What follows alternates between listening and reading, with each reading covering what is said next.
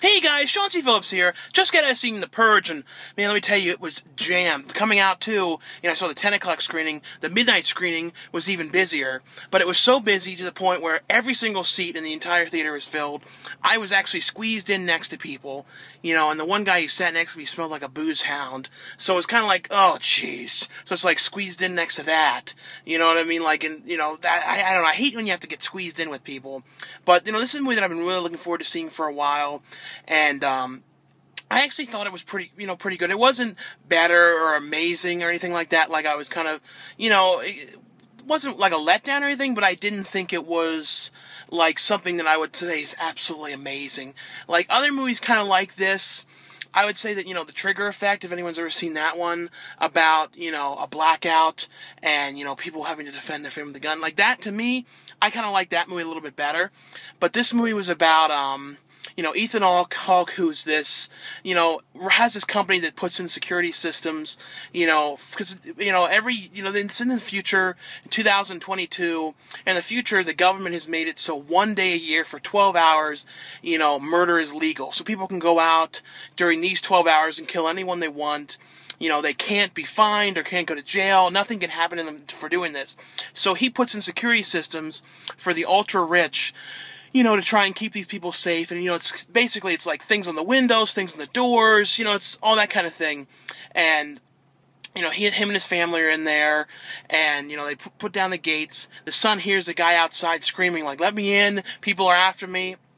The son ends up letting him in, and it ends up becoming, a terrible decision doing it. But it's one of those kind of movies, too, that makes you think, like, if this really did happen, that's what kind of made the movie creepier to me, was that everything in this movie is not something that's like, with some horror movies where, oh, that couldn't happen, or a monster thing or anything like that. This actually is something that you could see, if the world totally fell apart, you could see happening.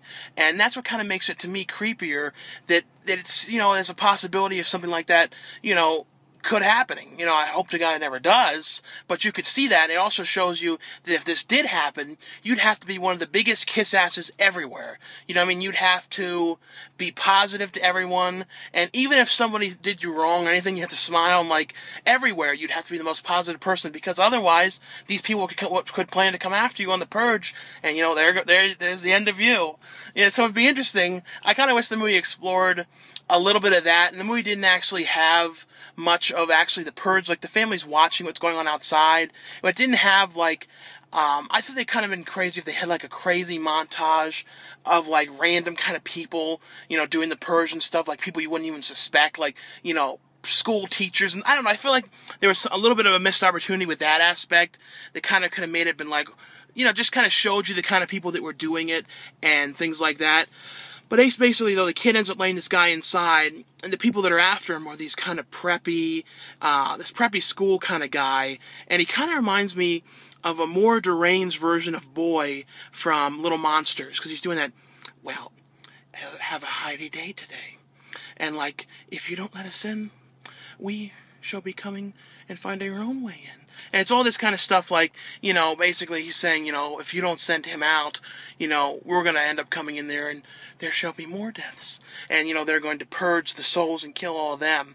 So it's one of those kind of things where you don't know what's going to happen, are they going to give the guy to the people, what's going to happen?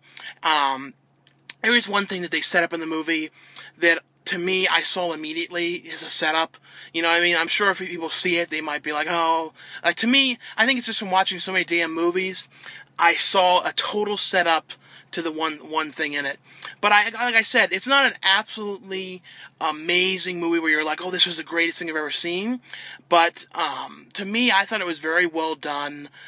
For the most part, like I said, there was a couple things I thought were kind of missed opportunities for like a crazy montage in the beginning. Like I said, I just think that kind of like, if somebody like Rob Zombie directed it, you would see him do something like that. But all in all, though, I really liked it. Out of 5 stars, probably, for what this was, probably 3.5. 3.5. So I mean, I liked it. I would watch it again.